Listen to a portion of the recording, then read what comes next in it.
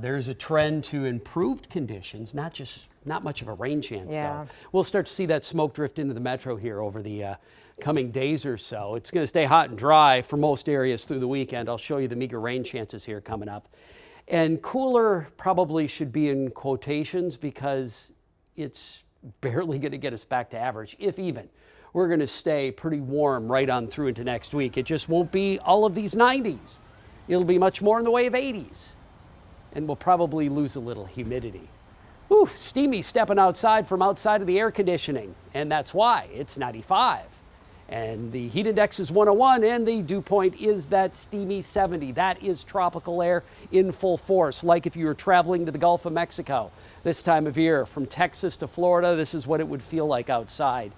Although their temps may not be as warm, their dew point may be a little higher. Same type of feeling. Wind is not strong, so you're not getting any help from a breeze west at only a few miles an hour.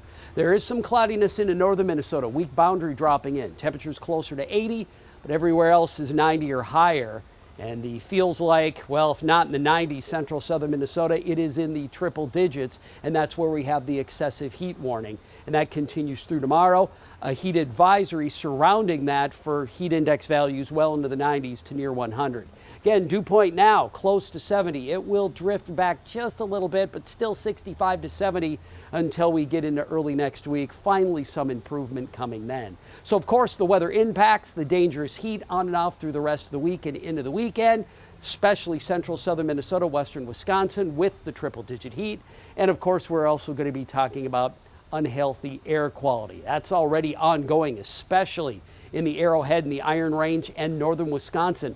Fires up in here, and with the wind flow coming in out of the northwest and then eventually northeast, it's going to start to blow the smoke back. It's already starting to go downhill there, Brainerd Lakes area, St. Cloud, and it'll be really rough here through northern Wisconsin and much of northern Minnesota, but the metro will see the unhealthy air conditions as well. That's why air quality alerts have been issued. Northern Minnesota, much of northern Wisconsin.